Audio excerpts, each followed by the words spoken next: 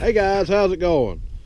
Getting ready to do some more work over here at the big farm, big new farm.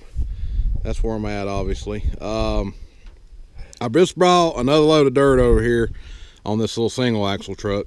I've done brought 3 loads on the tri-axle truck now, or no, 2 loads on the tri-axle truck, and now I brought one on this one, and I don't know that I'm gonna have enough dirt to fill in all these holes around here, but I'm working at it. I was really wanting to get into this today. You're probably, what the heck is that? Well, this is a Limbinator saw. It goes on the tractor, and there's a coupling right over here it goes into, or receiver. It goes on the bucket of your tractor. You hook it in the hydraulics, and then you have a hydraulic limb saw. Tractor Time with Tim put up a video this morning of a saw just like this, but I think this one was out a long time before the one he had. I've been planning on making this video, or making a video of this saw, for a while. I made one several years ago, and I hadn't made one recently. And since I've had this Massey Ferguson, I hadn't made one. The last time I run this saw was on TN95 New Holland that I had. So I was going to run it on this Massey Ferguson. Should work good because it has the Vizio roof, which you can't see from here. But well, we can get in the tractor. We're getting in there anyway, because I want to go work on some of these holes. But you can see up very well on this tractor because of that Vizio roof. You should be able to see that saw, because when you raise the loader up, it sticks way up in the air, and it can be difficult to see up there with a cab tractor.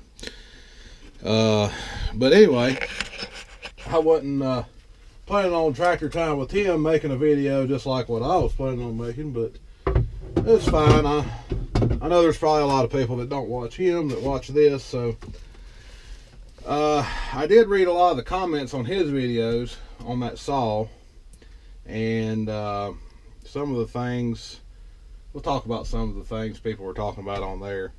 But we'll do that once I put the saw on. Right now I got to work on these holes. Okay, so this is a pretty simple process, and I've been doing a lot of it here lately. Apparently this was holy ground here. Lots of holes. Hole right here. Get a bucket of dirt. Put it in the hole. And then I use a box blade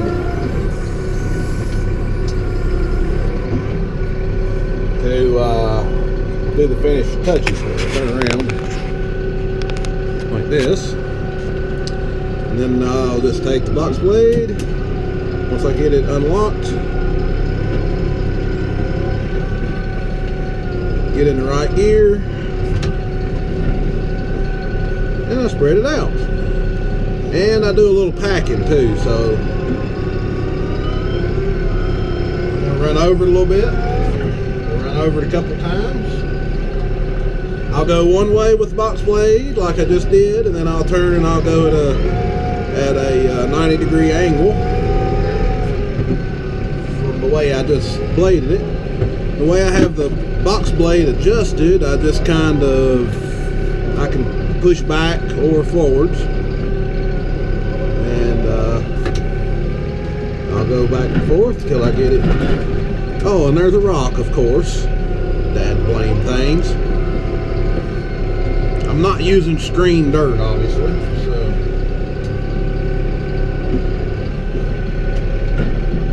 I am having to deal with rocks.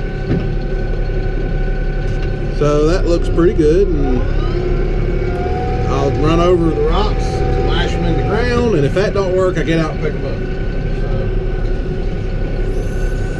So now I'm getting another bucket of dirt, and we'll go find the next hole. I'm hoping I have enough dirt this time to finish up, but I'm tired of filling in holes. Oh look, there's another hole right here, so let's go ahead and fill it in over here.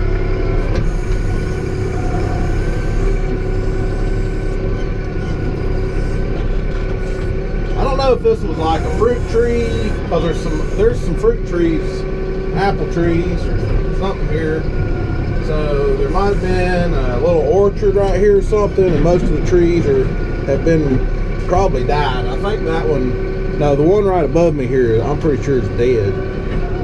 So here, you can turn around so you can see what I'm doing again. But I kind of feel like that's what was going on here with some fruit trees, but I'm not 100% sure. I think I said it before, but this whole place used to be a flower farm at one time, and my dad done quite a bit of work here, getting fields prepped for that. And they used to grow, was it tulips? Anyway, I think that's what it was. My mom could tell you, because she used to help over here a little bit or something. Or no, she was friends with the people that were doing it. That's what it was. So she was telling me about it. And apparently I was here when I was little, but I don't remember. I actually have a picture. There's a picture of me on an old Massey Ferguson tractor, or it might have been a Ford tractor, one or the other. I can't remember which one it was. I'd have to look at the picture again, but there's a picture of me supposedly on this farm, on that tractor, which belonged to my grandpa on my mom's side. So I've been here before, just didn't know it. Who would have thought 30 years later I'd be farming?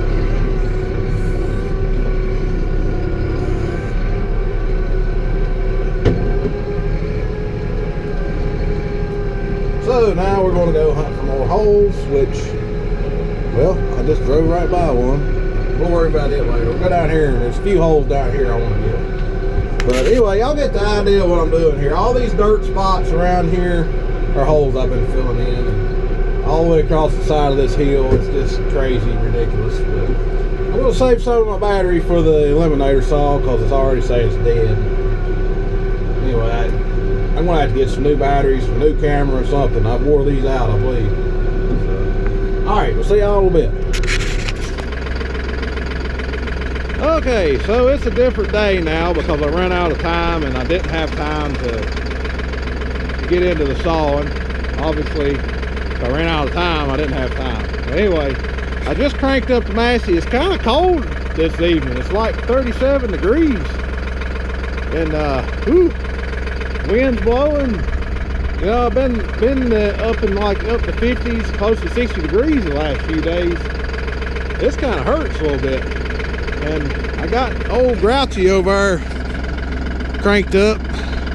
When you first crank up that tractor, he's a little grouchy and makes a lot of noise. But when you first,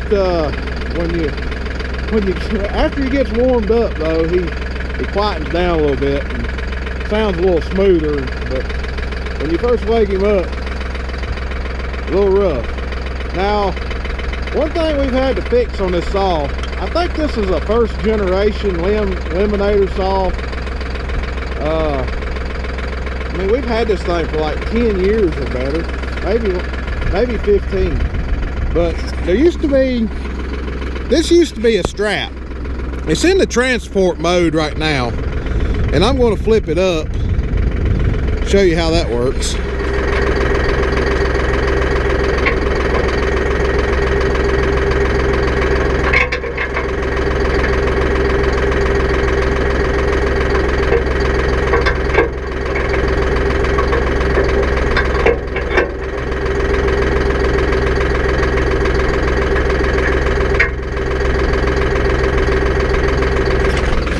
There, now it's ready to go. But what I was saying is this used to be a strap right here, and it broke. So we put this chain on it, and then it was bending these pins. It bent this bolt, bent this pin, because it was just this one link pulling on it. So we added this pipe to spread the load out over the whole pin and over the bolt.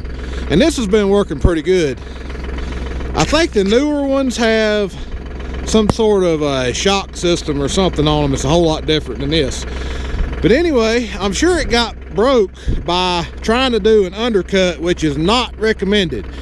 They do not want you. This is something a lot of people were asking about on Tractor Time with Tim's video, is why ain't you doing an undercut? Well, it's not designed to do an undercut. Now, they probably could have designed it.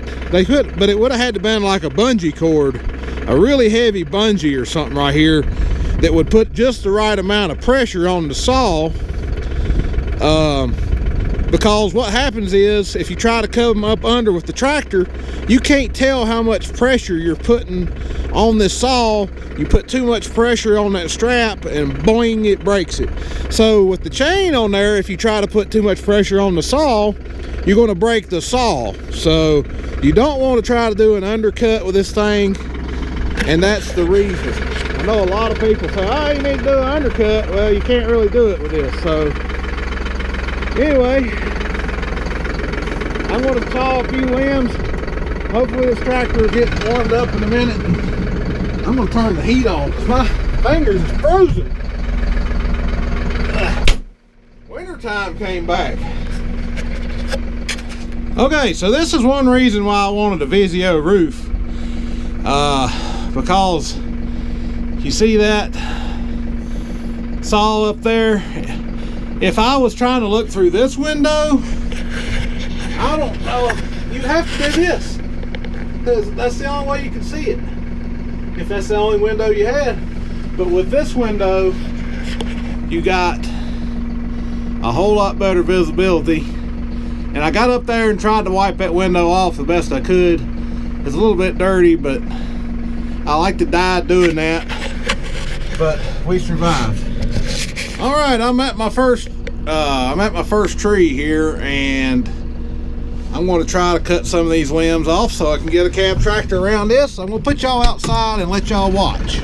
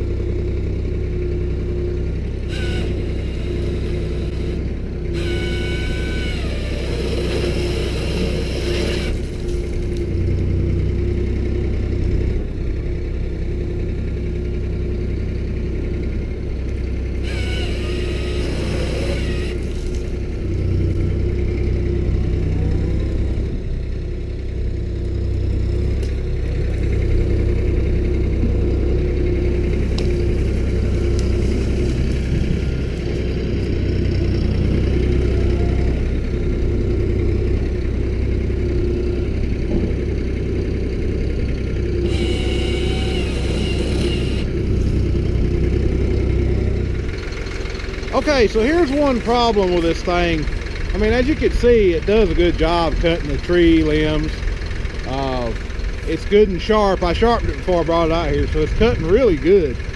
But the problem is you get all these limbs coming down in front of you, and it works best up top to cut limbs as you go forward. That way stuff isn't hitting the cab. But then you have limbs in front of you and you can't really drive forwards to get to the next limbs. So I try to push them with the bucket. My thought is maybe I need a tooth bar on this bucket. With a tooth bar you can get up under brush a lot easier than a straight edge, and you can push it along. Or I thought about trying to mount this contraption on my grapple, which I only have one third function hookup, but I could leave the grapple open, and then I could use the tines to push the brush out of my way, and then continue cutting. And then when I get done cutting, I could take this off and hook the hoses up to the grapple, so I can use the grapple to move the brush. What do y'all think about that? I don't know whether to do the tooth bar or to try to mount that on the grapple. Typically the grapple has to be on site somewhere. I have it over there on the John Deere, which is way over there. You probably can't see it, but I don't even have the hydraulics hooked up. I just brought it out here with it. I may use it on the John Deere, or I may use it on this when I get done. But my plan is to go around and cut as much as I can, and then I'll come back with the grapple and clean up instead of cutting a little and cleaning up a little and cutting a little and cleaning up a little bit. I'm only one person, so I can only do so much. But anyway, I'm gonna get back at the tractor, keep cutting, and yeah, that's probably gonna be all for this video. So I hope you enjoyed it, and I got a lot of cutting to do. It's gonna take some time to get all this. I mean, this is about a 70 acre. It's actually closer to 80 acres with the cornfield, which I'm not going to go around the cornfield, but I got a lot of tree limbs hanging out over the hay fields. Nobody's been taking care of the edges of the field, and so I'm going to try to get it where I can mow all the way to the edges again. So I got a lot of work to do here. All right, see y'all later. Y'all have a good one. Oh, and a couple other things I wanted to add is I'm not trying to do like professional tree trimming here. I'm not trying to make it look really nice. That's why I'm not cutting the limbs all the way against the trees. You know, all I'm doing is just some field maintenance here, so just however it lands is how it lands. So you can take your time and be more accurate and cut stuff really close to the tree if you want to with this thing. It takes a little practice, but you can do it. But that's not my goal. I just want to get this done as fast as possible because I have so much to do, and it doesn't really matter what it looks like. I mean, I guess it's bad to say that, but it's just the edge of a hayfield. And the object is to keep stuff hitting the tractor cab when you drive by. It's not really for looks. So anyway, and the other thing that I was going to talk about is if I could get all this done without having a limb land on the hood of my tractor, I'll be very thankful. That's the other thing that I worry about doing this, because there's so much risk, I guess you would say, to doing this where you're cutting limbs that's hanging up above your tractor. You know, there's kind of a possibility that it could end up with a limb on the hood, so that's just something else to think about.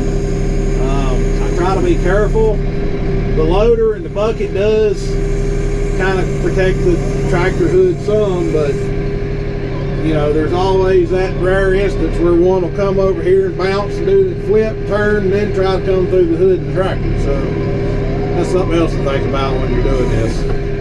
And I do not like damaged hoods on tractors. I just can't stand looking at a big dent or something all day in my tractor because it's just kind of depressing. But all. See y'all later.